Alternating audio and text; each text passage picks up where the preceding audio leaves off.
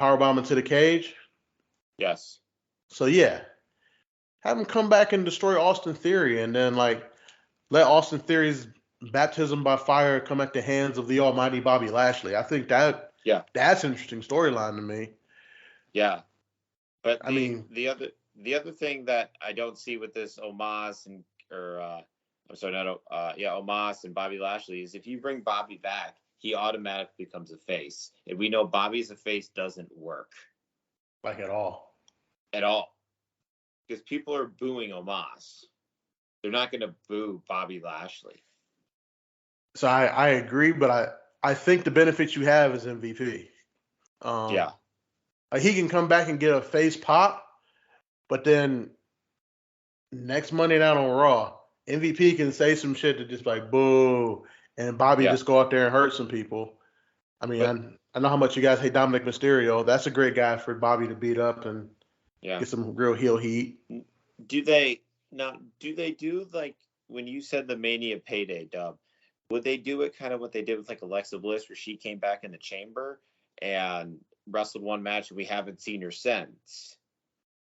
See, I think we haven't seen Alexa Bliss since because they just don't have anything for her. Okay.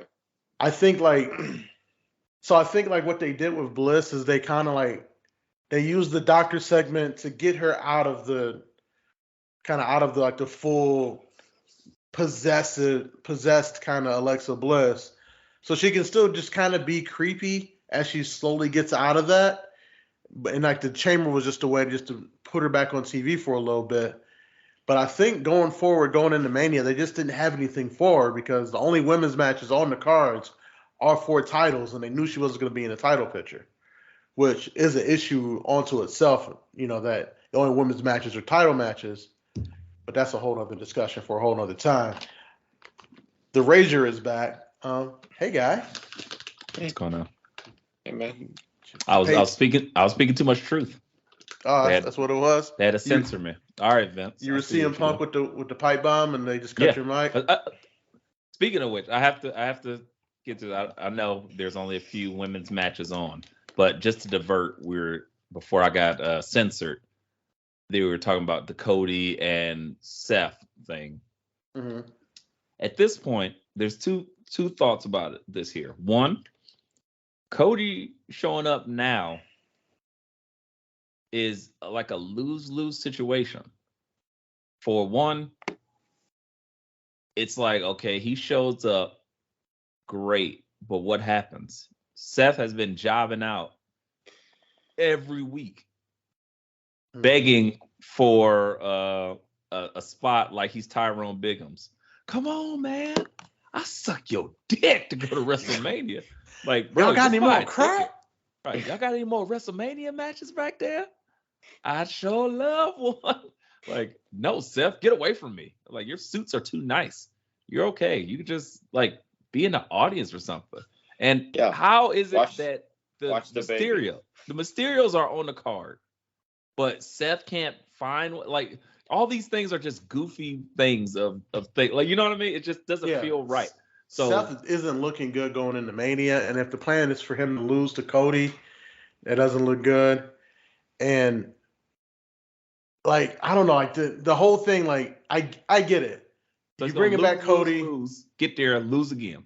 Yeah, I get it. If you're bringing back Cody, then yeah, him and Seth, obviously, whoever wins that is probably going after the belt at Backlash. But I don't want Cody versus Roman like off the rip at all. God knows I don't want Cody versus Brock at all. At all, because he's not going to win either one of them. Right, and then it's pointless. Yeah, and you can't bring him back at Mania and go against Seth and lose. That's for damn sure. Right. So they paint themselves into a corner with that, and it makes no sense. But you're talking about having Cody go against Roman or Brock. Remember, the winner of that match takes all. Yeah. Yeah. So whoever wins, that's who we would go against. Yeah, but I know, but don't they have like number one contenders on SmackDown? I don't understand how they're going to do all this. Number one. We don't know. No one does. No one knows. They don't know. JMO's applying real logic to WWE booking. There's rumors that they're going Silly. to introduce another belt. Like they might bring back the big Cody gold belt. It's just the Cody belt. Yeah. This belt is it's the Hulk Hogan belt. It's literally just like a weight belt, like a put it on and just spray painted gold. Yeah. It says NWO on it. Whatever. I don't know. Maybe they'll make the Dipset title the top title on Raw and Roman stays. I don't know.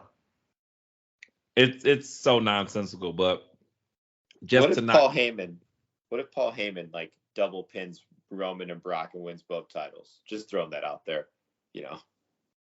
I'm for it. I mean, Pins them both, wins both he titles. stacks them. You gotta stack them both. Paul Heyman wins with double drop kicks. Like what? Heyman can't even get off the ground. What are we talking about? Hey, that's what you think. Element of surprise is on his side. Yeah. Well, speaking of titles, there was also a big bombshell drop this week in wrestling. Elaborate. Sorry, I gotta compose myself when I speak to this. Don't tease me with a good time. I mean, if you're into that, Sir Daniel Lambert now has contracted genital herpes because he was walking around like just not respecting mask culture. You know, American Top Team does not look like they mask up.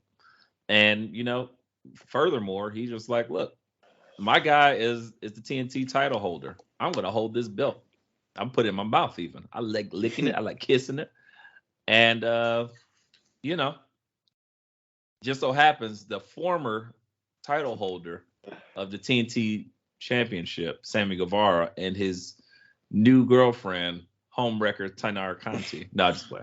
But I love me some Tainara. But new girlfriend Tainara Conti apparently enjoyed lots of Chobani making with those belts on for some reason. I was like, that is reminiscent of a whole nother superstar. But be that as it may, we'll turn the page on that one.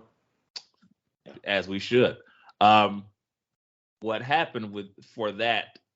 The pictures came out, and it was like, oh, okay. And he said, you know what? You like we've been living in your head rent free, and the things that me and Tainara have done with those belts on, now we live in your mouth. I was like, oh no. Yuck.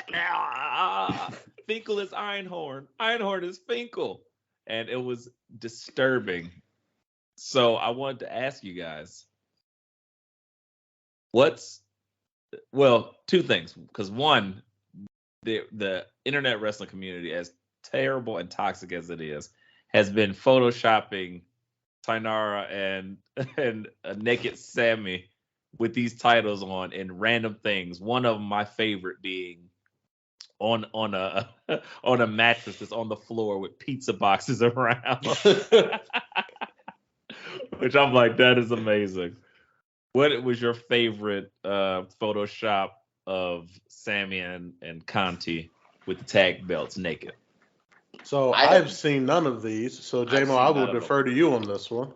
I've also seen none of them. What? And you live in the Reddit streets, the vile streets of Reddit? Oh, I will definitely be sending y'all something because it's hilarious.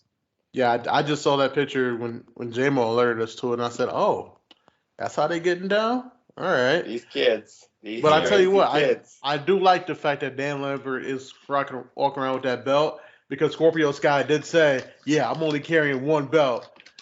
And the heel thing to do, give Dan Lambert one. I'm like, damn it, Scorpio.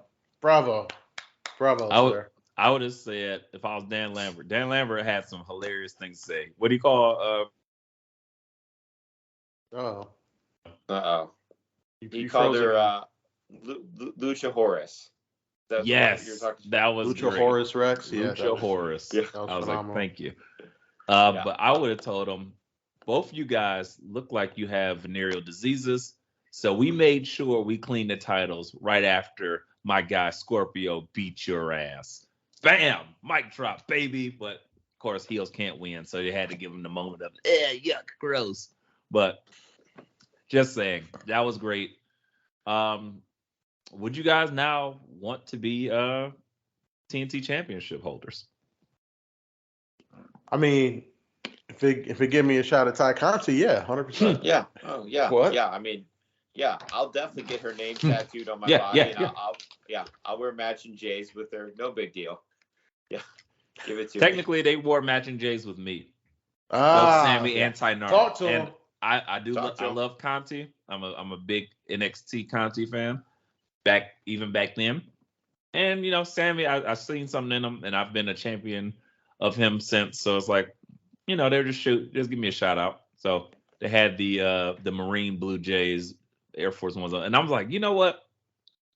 AEW is quintessentially making Air Force, or not Air Force Ones, the Air Jordan 1, just like the coolest thing for old white men. And I was like, I hate it. And it's like, oh, you think you're cool? Dan Lambert's coming out with some ones soon. Just wait on it. Him and All American Top Team. And I'm gonna be like, ugh, you guys are killing me. Such hype beast behavior. Air Jordan 1s are the new denim. Yeah. That's like Impact when it was like so much denim. It's like, oh, so much Air Jordan 1. Affliction. Affliction. There was so much affliction on Impact at one point. It's the worst. It was just disgusting. Those were the days. Disgusting. All right, so we've talked about NXT. We've talked about TakeOver a little bit of what's going on in Mania.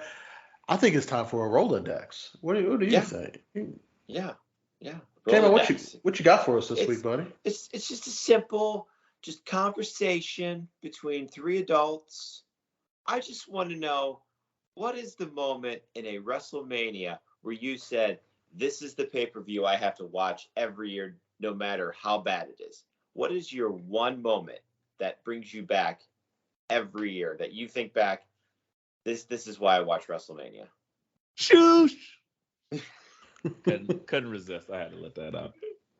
But I don't think I have one of those. Honestly, just to be honest with you, I've enjoyed. I don't really rewatch pay-per-views. Number one, but number two, when they were out, when they would have been burned into my brain, like nostalgia-wise, I didn't watch them. And any of my biggest moments from like a childhood perspective, they're gonna always be from WCW. Ironic enough, I'll remember probably forever Great American Bash, I want to say, when I seen live. It was, I want to say, Rey Mysterio versus Dean Malenko, and he did that tilt-a-whirl backbreaker off the top ropes and caught him on, like he just threw his ass up like la, la, la, and landed out there and caught him on his knee, and I was like, what the fuck did I just see? That blew my head off.